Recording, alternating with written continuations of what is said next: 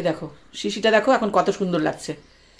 যদিও আমি এটা এখন ক্লিন করিনি, এই যে ক্লিন করলে কিন্তু এই ওপরের যে আঠাগুলো এগুলো উঠে গিয়ে শিশিটা একদম চকচকা হয়ে যাবে। এই দেখো, তাহলে এইভাবে আমরা কিন্তু কাচের শিশিগুলো কিন্তু নিজেদের প্রয়োজনীয় কাজে ব্যবহার করতে পারি।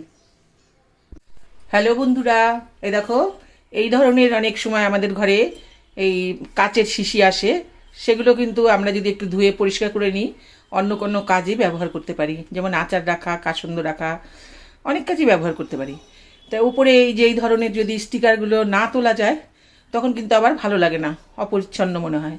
তো এই জায়গাটা কিন্তু মানে এত শক্ত আমি চেষ্টা করেও তুলতে পারলাম না। হ্যাঁ, তা এটা এখন আমি কি করছি দেখো, এটাকে যে একটু বেশি সময় নয়, খুব সামান্য একটু সময় একটু উনুনের আঁচে একটু গরম করে নেবে, করলে কিন্তু খুব সহজেই দেখবে, খুব সহজেই এটা থেকে স্টিকারটা উঠে আসছে। মাইক্রোওভেনে গরম করে নিতে চাইলাম, আবার ভাবলাম কি জানি যদি কোনো সমস্যা হয়, ওই জন্য উনুনে জেলে নিলাম। এই যে একটুখানি গরম করে নেবে খালি, এই দেখো এখন দেখবে খুব সহজেই টান দিলে এটা থেকে ওপরের যে কাগজটা এটা উঠে আসছে, মানে আঠাটা আলগা হয়ে গেছে। হ্যাঁ, গরম হয়ে গেছে। দেখো এই দেখো, এই দেখো এখন কিন্তু একটু চাপে কিন্তু এটা উঠে আসছে। এই দেখো,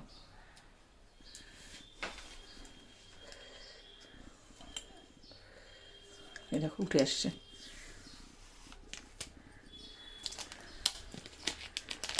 এইভাবে কিন্তু আমরা অনেক কাচের বয়ামগুলো কিন্তু পরিষ্কার করে গরম হয়ে গেছে, ধরা যাচ্ছে না।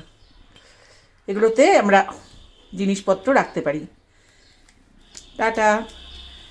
তোমাদের ভিডিওটা ভালো লাগলে অবশ্যই তোমরা শেয়ার করে দিও। আবার দেখা হবে তোমাদের সঙ্গে।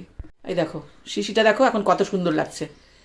যদিও আমি এটা এখন ক্লিন করিনি, এই যে ক্লিন করলে কিন্তু এই ওপরের যে আঠাগুলো এগুলো উঠে গিয়ে শিশিটা একদম চকচকা হয়ে যাবে। এই দেখো, তাহলে এইভাবে আমরা কিন্তু কাচের শিশিগুলো কিন্তু নিজেদের প্রয়োজনীয় কাজে ব্যবহার করতে পারি।